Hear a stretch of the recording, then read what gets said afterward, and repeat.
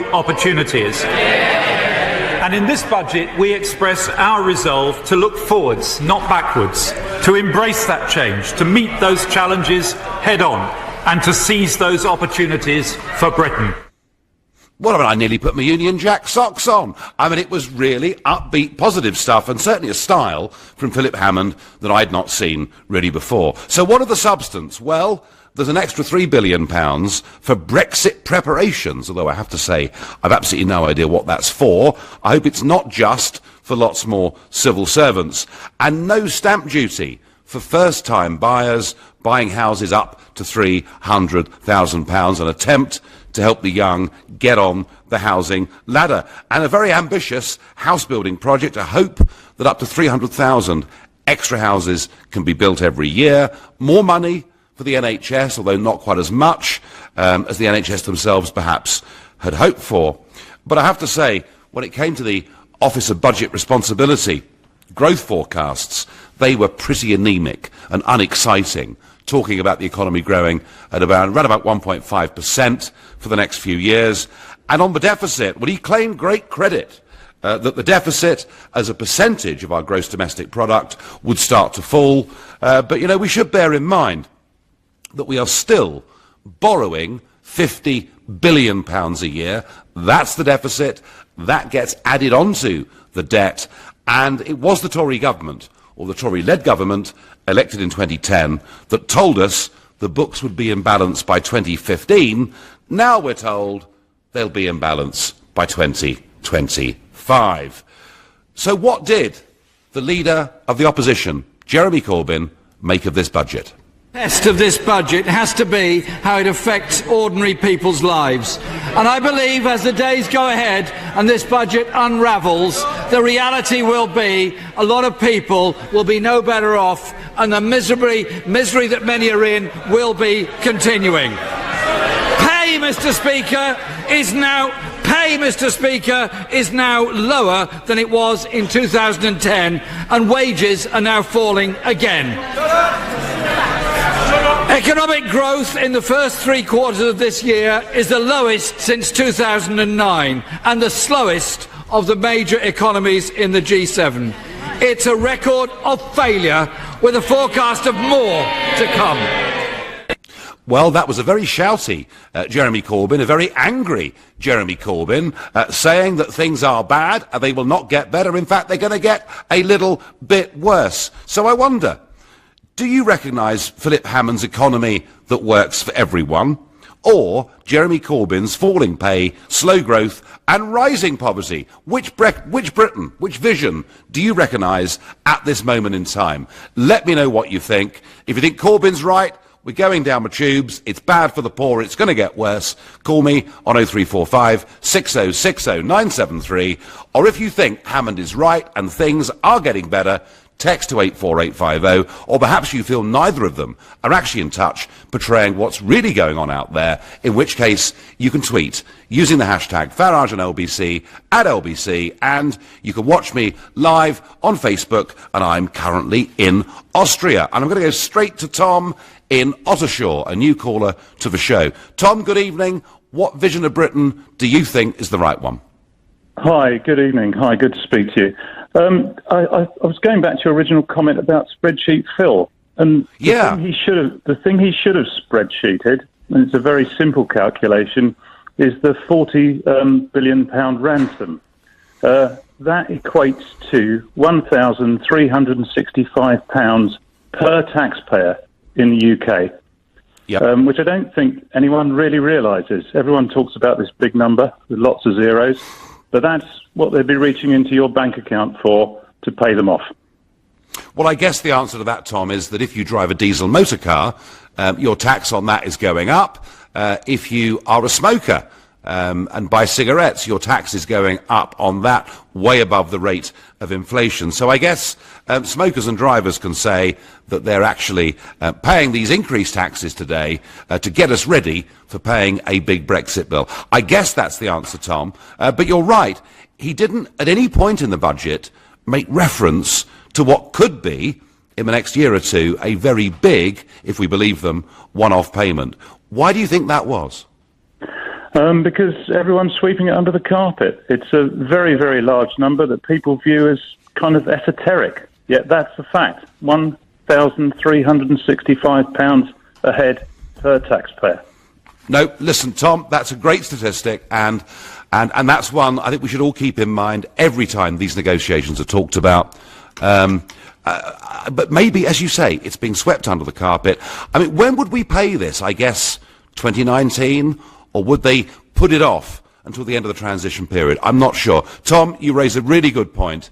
The budget was pretty short in every way on what potentially could be a huge, huge bill. Tom, I thank you very much indeed for your call. Gordon is calling me from Watford. Gordon, what did you make of the budget? And whose vision of Britain's the right one? Is Corbyn right, or is the Chancellor right? Well, I actually believe, and I did write to all these people beforehand because I didn't want anybody to say I was wise with hindsight. They're both right. wrong. They're both wrong.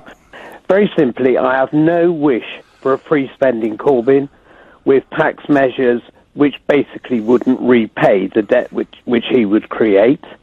On Hammond's side, the real thing which needed addressing in this budget, I believe, was inequality. To actually just put the personal allowance up by inflation is, quite frankly, too meek, too mild. I warned that I think we needed to be bold and we needed to be brave. We were neither. I personally would have put it up, and this will shock you, to something like £20,000. Now, I know that would cost, and I would have to put the higher rates of tax up to 50% to achieve that. But it's the right direction. I'm afraid that I don't want to have obscenely rich people or greedy people at the same time as having people who have nothing. I don't want to go fine dining while other people are queuing outside of a food bank. Gordon, I do understand what you're saying about allowances, and by the way, I was campaigning from 2006 onwards, as indeed were the Liberal Democrats, for raising that threshold at which people start paying tax, and indeed I've been saying for years, no tax on the minimum wage, no tax on, it will be about £13,000 a year. But to be fair, Gordon, haven't the government made some pretty big strides in this area since 2010? They have, if you go back to the £6,000. Exactly. But I look at where we are today. History doesn't really concern me. It's the future which worries me. Yep. At the moment, we're looking forward, to 3 years or 4 years of pretty difficult times. Brexit, I believe it's right to come out. I have no questions about that. But I do believe at times it will be difficult. And I do want the country to be unified, and it would help if people actually were a little bit better off as we went through that period. So we needed more incentives, Gordon, more vision, more incentives for those at the lower end of the pay scale, yeah? We need to cushion the worst off in our society whilst we go through that difficult phase. Yeah, fine. Gordon, thank you. You made the point very well, and there have been big advances on this. You know, there are many people in work at the lower end of the pay grade that have got more income than they had a few years ago. Mind you, many of those would argue their rents have gone up considerably as well. Jimbo says, Labour are so dishonest, they like to pretend Brexit isn't happening.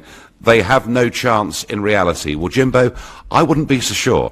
That all depends on the popularity of the government, or perhaps even, as I said a few days ago, we could face Tory abstentionism if Brexit isn't seen to be delivered. Andrew is really pessimistic on Facebook and says, Brexit will bankrupt Britain. And Nick says to me, they are really quite thick, aren't they? It doesn't take a rocket scientist to work out if you drop the tax on cigarettes, they would have more revenue instead of people buying snide and duty-free. Nick, I'll comment on that in one moment. It's budget day, and Philip Hammond tells us it's an economy that's working for everybody, but Jeremy Corbyn says falling pay, slow growth and rising poverty. And I'm asking which of those visions you believe best reflects Britain. Now, before the break, Nick was talking about tobacco taxes, and Nick was right, particularly when it comes to hand-rolling tobacco. Now, people who are hard up, if they're smokers, will tend to hand-roll cigarettes. They're very much cheaper. Younger people will tend to buy hand-rolling tobacco. One thing that happened very recently was the 12.5 gram packs, or the old 1 ounce packs, were ruled illegal by our friends in the European Union, goodness knows why. But already, because it's so easy to buy pouches of loose tobacco in countries in Europe, countries where tobacco taxes are way lower, Belgium, Portugal, you name it, what has now happened is a huge black market has developed. I've seen estimates that suggest that over 75% of hand-rolling tobacco that is sold in the UK is in fact black tobacco. Not in colour, but it's black market tobacco. It's hooky tobacco. It's, as Nick called it earlier, snide tobacco. And it's available almost everywhere. What has Philip Hammond done today with hand-rolling tobacco taxes? He's decided to put them up by 6%. So well done, Chancellor. There'll be even more smuggled tobacco and even less revenue for you. And interestingly, when I'm asking you, what your vision of the economy is, whether Corbyn's got it right, whether Hammond's got it right, and I guess, by implication, which of these sides do you think could organise things the best for us? What is really interesting is there is a huge intergenerational divide that has opened up over how we perceive Labour or the Conservatives on the economies. So in the polls, both parties are neck and neck. Who would you vote for in the next general election? But a Sky Data poll shows that of 18 to 34-year-olds, 62% want Labour, want Corbyn, in charge of the nation's finances, compared to 28% for the Tories. Interestingly, of those aged over 55, 56% would prefer Theresa May's party running the economy, with Labour trailing back down on 28%. So the young very strongly think that Corbyn's team would do the best job. The older people definitely think May's people would do the best job. I suspect one of the reasons that older people are suspicious of Labour is they remember the 1970s. They were bad days. Britain was doing terribly. And whether that was the fault of Labour policy or the global economy, frankly, isn't the point. Older people are scared of Labour back and running the economy. And I wonder what Burkhan in Sidcup made of today and who he thinks would best run the economy. Hi, Nigel. Hello there. I think personally, Jeremy, let me just break this budget down. So if I owed you £50 and I went to the bank and borrowed £1,000 to pay you back your £50, does that make any sense? No, not really. That's what they've done. They've borrowed billions to pay off hardly anything. And they've put us in more debt, but they keep saying they're paying off the budget. And another thing is, this stamp duty thing, I can't afford a home, let alone the stamp duty. Like, what have they've done nothing to talk about building cheaper homes so that we can afford it. He said, no, I'll wipe away the stamp duty. I can't afford the deposit because I'm paying £1,500 a month rent. Do you know what, Burkhan? I do think taking stamp duty away for first-time buyers is a good thing to do, but I think your point, particularly for people living in London and the South East, where rents are at the highest across the United Kingdom, is that, and unless they've got wealthy parents, very few of them are even in the position to get together the deposit to buy a house. So cutting stamp duty actually helps those who are already on the verge of buying their first property. It does nothing for somebody in your position, Burkhan, and you're there in Sidcup, and everywhere in Greater London is a very expensive place to be. So would you like to see them building cheap housing? Is that what you want? I want cheaper housing, but the problem is the growth, the market, the forecast. There's no growth. Like, and I'm not being funny, Nigel. I've seen more growth last night when I was watching Bait Station. Like, this guy keeps going on about growth, and I've seen none. Like, he's just lying through this economy thing. He's borrowed more money than any other chancellor. Do you know what, Burkhan? I'm really pleased you've raised this, because every budget they get up and say, the public finances are in safe hands, we can only have what we can afford, and it's extraordinary, because the truth is that when George Osborne became Chancellor of the Exchequer, Burkhan, our national accumulated debt was £650 billion. It is now £1.7 trillion, and that is in the space of just 7 years. They formed the coalition with Clegg and the Lib Dems with the promise of eradicating that deficit, and in fact they've left us, or they've left future generations, with a huge millstone around their neck. Do you find British politics, Burkhan, sometimes a little bit dishonest? Very dishonest, I really do. And you know what? Say what you want to say about Jeremy. He's honest, and I know people who vouch for him. And I'll tell you something. That's what happens when you got an historian running the Exchequer. I mean, George Osborne studied history. He didn't even study economics. No wonder he borrowed more money than any other chancellor I've known. Well, like the geese know more about Henry VIII than he does about banks. Burkhan, thank you very much indeed for your call. I get by text. Good evening, Nigel. I like the upbeat feel to this budget, and that Mr. Hammond seems now to be embracing Brexit. Well, he kind of did at the beginning of it. And I was pleased he did not increase tax on petrol, says BB. No, he didn't increase tax on petrol, but he did increase tax on those diesel cars that they all told us we must buy because they're better for the environment. There. Another text says budget. The usual non-event budget forgotten in a week, says D in Kent. D, I don't think we'll even be talking about it by next Monday, would be my view. Personal allowance is the only way since 2006. I'm looking forward to post-Brexit budgets when they have a chance to make a difference for the better. So an acknowledgement there that since 2006, personal allowances have helped people on lower pay, and I do believe they have. John in Bournemouth is my next caller. Is Corbyn right? Is it all doom and gloom?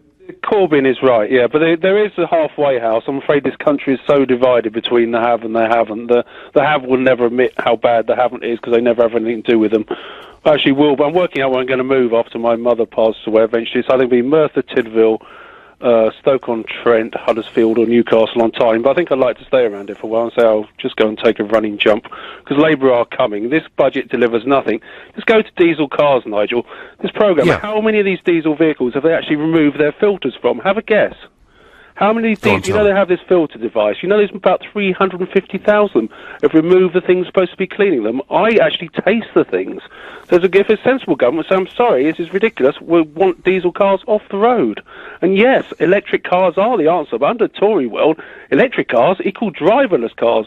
Then when you start hearing, what's his name on LBC this afternoon, so I forget his name, he's a Tory guy, starts with W. His vision in the future is dreaded. It sounds like 1984, or was it? It doesn't bear thinking about. I'm sorry, these Tories haven't got a clue. I've got a feeling now they're going to pad Brexit out for a bit longer if they can get this budget doesn't deliver anything. Don't spoil my day, John. You should seriously, I think you've got a problem about Labour. Forget Tony Blair, he was a Tory. I'm one of the people in this world who never voted for Maggie, partly because there was an election before I was 18, and I never voted for Tony Blair. I'm totally behind Corbyn. I've seen what goes on. I live in Bournemouth. It's very expensive property.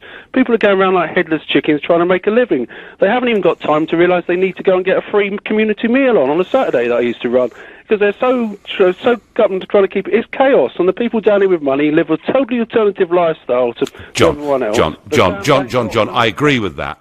That the better off have no idea how difficult it is for those who are having a very tough time, and I understand that. And I think Jeremy Corbyn does speak up very passionately for those in the country who are not having a great time, and I agree with that. Whether I think he and John McDonnell would be competent in producing an economy that would lead to increasing tax revenues, more jobs, and more money to help the needy, that's perhaps where I have the problem, because I fear that what would happen under Corbyn is we would head back towards a 1970s style of super taxes, excessive regulation. So that's my concern, John. But let me just come back to one thing you raised. Hammond was saying, we are the party of the future because we're basically going to embrace the concept of driverless cars. What is your concern, John, with driverless cars? just getting more impersonal. I have problems with LED lighting anyway. I haven't told you about that. LED lighting ruins my life, and no one's got to the bottom of it. I just want taxi drivers to still have a job, Nigel. I don't want Uber. I just want taxi drivers. I want some. Soon we're going to have no reason to contact any neighbours or there's no chance of building a community around here. I actually thought Brexit would give us. When I was outside the polling station, I had no opposition down here, and I was saying vote Leave. I didn't deceive her, and I said we need to get our sovereignty back to sort this country out, and we do, because we just do. But with the situation we know, we've got such a weak government, and this budget just doesn't do anything, and they're just flying by whatever. John, I thank you. No, I thank you. Lots of points there from John. Lots of passion there from John. He fears driverless cars, again, take us even further away from each other as neighbours and people living in a community. He may be right. Well, of course, on Budget Day, an increase for the NHS in England is something welcomed by some, but it's nowhere near as much as the NHS said they wanted. But a story here that interests me.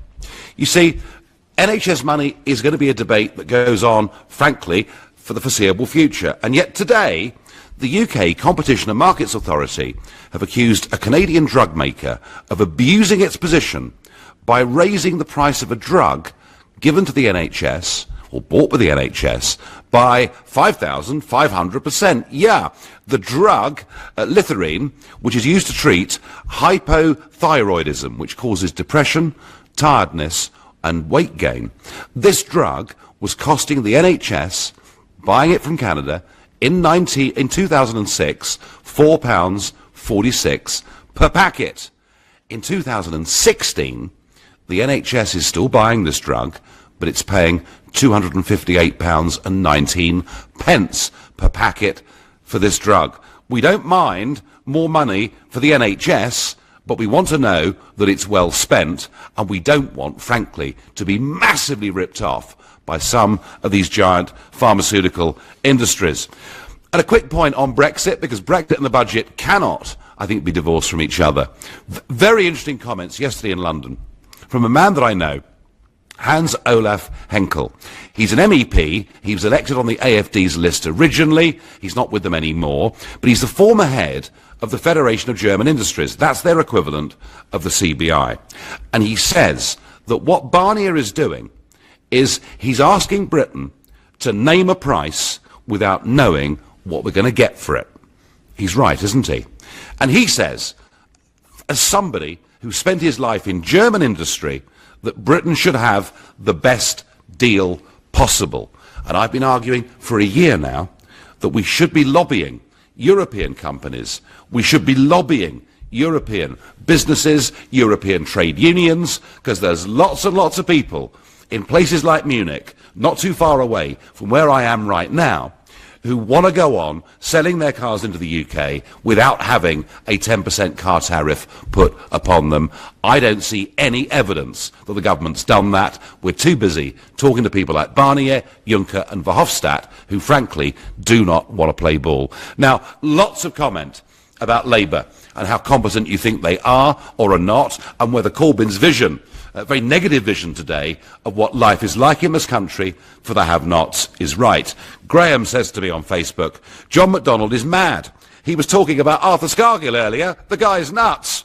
Connor says, OK, so the Labour Party want to borrow 500 billion over the next 10 years. And that's the figure that Philip Hammond today was saying. Labour would bankrupt us. They'd ruin us.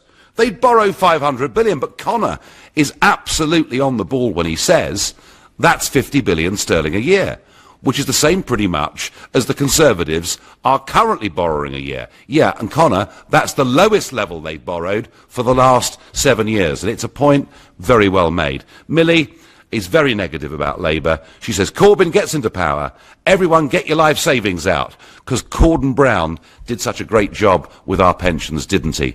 You're right, Millie. What he did to private pension provision in this country was a complete disaster.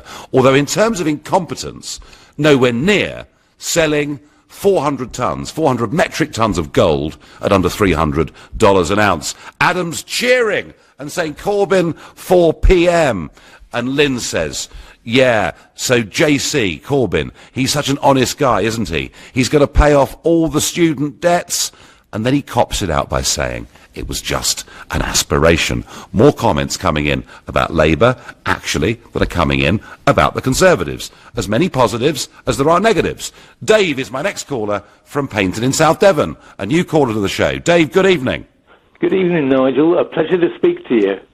Pleasure to speak to you. So, now, are things getting Dave, are things getting a bit better down in Devon, or are they getting worse? I think it's pretty much as per normal. I wouldn't say it's particularly any better.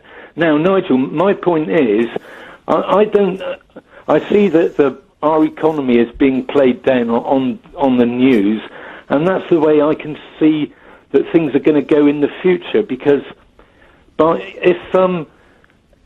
if they keep downplaying our economy, then if we were to actually succeed after Brexit, then surely that is going to spell the end of the EU.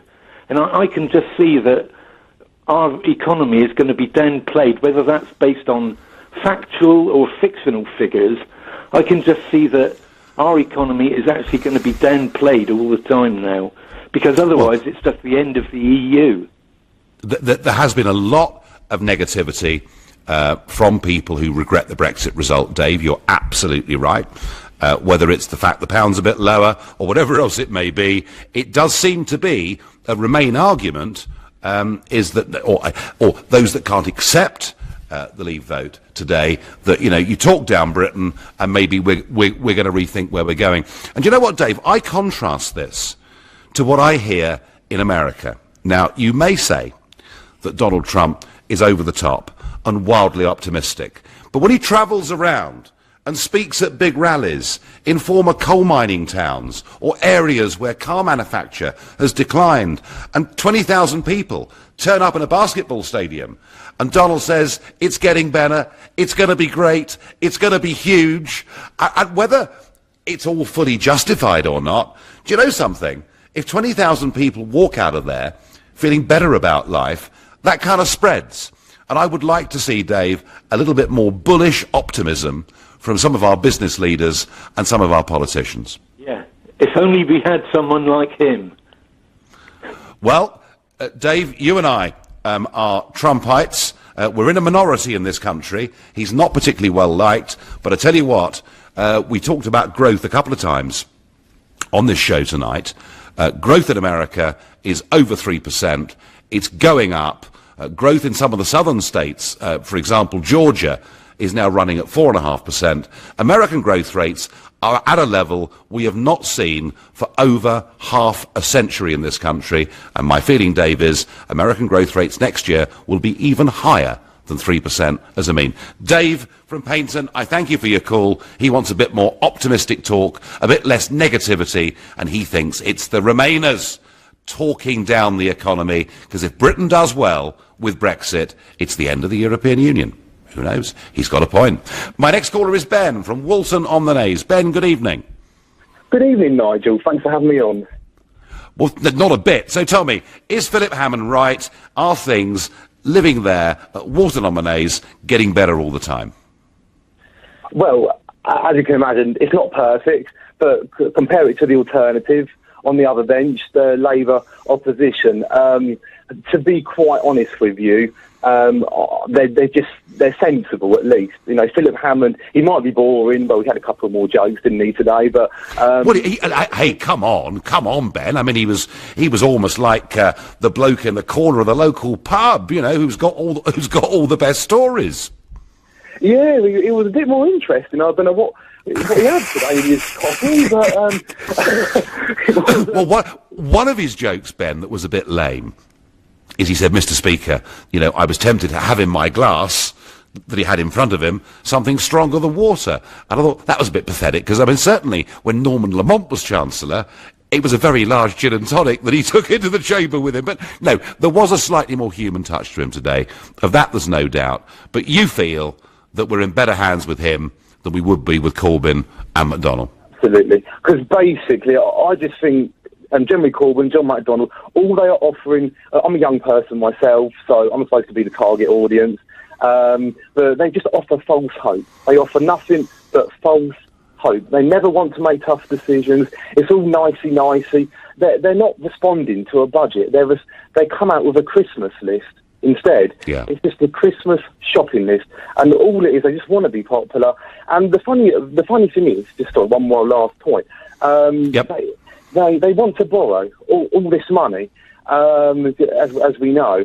They don't like big banks and corporations. Well, they're going to be borrowing this money from big banks, corporations, shareholders, with rich people, with government bonds. So this is what I don't understand. If they're going to pay more in interest than what the NHS budget is and what the defence budget is. So, well, not yet. They're not yet paying more in interest than the NHS budget, but they are paying as much in interest as the defence budget, in fact, a little bit more. Listen, I thank you very much indeed, Ben, for your points. And Dan in Edinburgh was quite struck by the Chancellor today. He says, very different side to Hammond today. His charisma put that of Theresa May's to shame. Oh, dear, Dan, do you think it was actually a bit of a leadership bid today? Who's to say? I get a tweet here from someone called Naughty who says, why would you invest £800 million in driverless cars? It doesn't make sense. Just thinking of taxi and lorry drivers. There's approximately 580,000 drivers in these industries, and lost wages would be huge. And you'd be putting them all out of a job. And that, I think, is going to be a big debate over the course of the next few years. It appears that a lot of the big global money wants us to go for driverless cars. And when we get to driverless cars, particularly in our cities, it'll mean that we stop buying cars. Because you want to travel somewhere, you'll press an app on your phone and a driverless car will be outside your door in 2 or 3 minutes and take you to where you want to get to. So there could be huge social implications for driverless cars, but believe me, I do think they're coming because a lot of big money wants that to be the case. Richard in Chelsea makes a very powerful point, very important point, which is the Treasury have approximately 14,000 pages of tax laws and codes. Hammond has done nothing about this utter nonsense. And for people who've got multiple incomes and who can't work out what their tax is, they, of course, all have to employ an accountant, which puts another 2 or 3% of their annual income up, because that's the bill that they've got to pay. Our tax system is massively complicated, and Hammond didn't do a single thing today to change any of that. And I wonder, Walter, you're calling from Blackpool. Whose vision of Britain's the right one? Is it Corbyn's or is it Hammond's? Well, neither. You see, the thing is, Nigel, that Philip Hammond, like so many of his predecessors, claimed to be the champion of small businesses. Now, there was very little evidence of that in the budget today, and particularly in terms of reducing the administration and bureaucracy burden on small businesses. This was a golden opportunity to get rid of one of the most unwanted legacies of the Osborne years, which is the quarterly VAT returns. Now, this is imposing a huge administrative and accounting burden on small businesses. Now, I'm not personally concerned with it because my turnover, quite frankly, comes nowhere near the VAT threshold. Yeah. But certainly many businesses, small businesses here in Blackpool, are feeling the impact of this totally unnecessary move, which can only be to the detriment of small businesses throughout the country. Now, I think Walter, just one point on this. And by the way, I agree with your sentiments. I don't think successive governments have understood small businesses. They mouth off about small businesses at budgets and at elections and do nothing. And one of the reasons, Walter, of course, is that most of the legislation affecting small businesses has been part of the EU and they haven't been able to change it. But just to be on one point on VAT, the Chancellor did say, in one of his economic-y, as he called it, bits of the speech, he did say that the threshold for companies paying VAT was £85,000 a year, that was a lot higher than it was with many of our European neighbours, and there'd been great pressure on him to reduce that threshold, but that it would stay at that level for the next 2 years. So just to be fair, he did say that. Yeah, but the thing is, I think that post-Brexit we have a great opportunity to lighten the burden of bureaucracy on small businesses, particularly VAT. Now, VAT, to my mind, is a very obnoxious tax.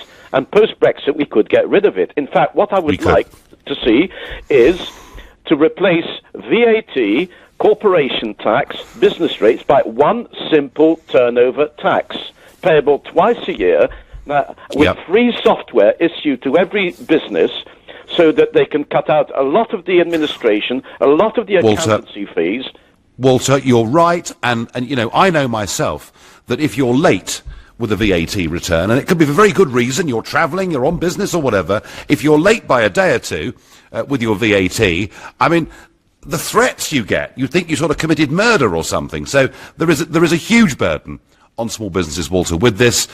I think that this is a debate, not for now, but as Brexit approaches, Walter, I think, and we'll certainly do it on this show, there needs to be a debate, because we only got VAT because we joined the common market. There is a chance to get rid of it and help millions. And Walter, I thank you very much for your call. Simon on Facebook feels very much the same way on driverless cars as our tweeter earlier. Driverless cars and trucks will put millions out of work. Why are we pushing for such high unemployment? Well, Simon, I guess the counter-argument is that whether it's the print unions or people working on production lines, that you do get these big technological changes, and unfortunately, people get put out of work. The other question that was asked was, would driverless cars make the country a better place to live, or would it diminish our sense of community? And what Hammond was trying to do today was to say, we are the party of modernity. We are the party that is looking forward. The other party are looking backwards. And it may well be that Hammond is looking forwards, or is he just playing into the hands of the absolute mega, giant multinationals who would like to control that market and quite a fair chunk of our lives? Jamie is calling me from Manchester, a new caller to the show. Jamie, what did you make of today? You know what, Nigel? First of all, thanks for having me on. I'm a bit of an anomaly, really. I'm 24 years old, turning 25, and shock horror, I'm a Conservative voter. I'm also a Brexiteer, and I thought that This is not a confessional, Jamie, but go on, please. It's Conservatives Anonymous Hour. I thought that the budget was fantastic. I'm just about to sign for my first house. I've been saving up ever since I was a young lad. The whole plan was, every bit of birthday money, save it, don't spend, get enough together for a deposit. Well done, you. Yeah, absolutely, but, I'm not like everyone. I knew I had a plan and I wanted to do it. Getting rid of stamp duty for me, it's more than a week's wages. I'm a working man. It's more than a week's wages. When you're looking to buy a house, you should budget in stamp duty on top. So I don't understand these people saying, it doesn't matter at all. It doesn't matter at all. Of course it does. In my case, it's £500 to £700, which is saved and can be put towards furnishings. It can be put towards a holiday. So Jamie, you are an example of a big winner from this budget, and I commend you for working and saving and being in that position, and it's great news for you, and you're exactly the target audience that the Chancellor was aiming at. The trouble, if I'm being a bit cynical about you, is that the Chancellor already had you as a voter, didn't he? No, he did, absolutely, but, the alternative is, and again, I look at this from a business point of view, the alternative is higher taxes, which means less employment, because ultimately employers won't be able to afford to hire new people. Production will go down, employment goes down. The alternative is unthinkable. Okay, fine. Listen, well done. Congratulations, Jamie, a happy budgeteer. He'll be celebrating tonight. Jamie in Lampeter says, the Chancellor of the Exchequer must let the House of Commons have a vote on the amount Britain is going to pay the EU. Well, let's see whether they do that. Why doesn't Philip Hammond just clearly say that Britain can't afford to pay the EU 40 billion euros? Well, it'll be 38 billion pounds. Once we vote to leave, it'll all have to be borrowed. It will go onto the budget deficit and cost hundreds of millions a year in interest. Powerful point. I've got time for one last call. It'll be a quickie. He's a new caller to the show. It's Joseph in Bournemouth. Good evening, Joseph. Good evening, Nigel. So what's your impression of the budget? Is Corbyn's vision right or Hammond's? Well, I would go for Hammond's personally, anything but Corbyn. Right. So you think he'd make a right mess of it, do you? Yeah, I think so, personally. And yet there are millions out there, Joseph, many millions out there, particularly young people, who feel that Corbyn is the only one authentically standing up and speaking for them? Well, I personally don't agree with that today. I think that the stamp duty, like the previous caller, I think that was a really good decision, especially for young voters. And I think that's the kind of thing that should be attracting people and not, sort of handouts and things like that. Okay. So, I mean, Joseph, I'm afraid time is an enemy, but I wanted to get you on as a new caller, albeit briefly. But what would you give? And you're a supporter, but marks out of 10 for Hammond today. Personally, because it's a big goal of mine, I'd probably say 10 out of 10.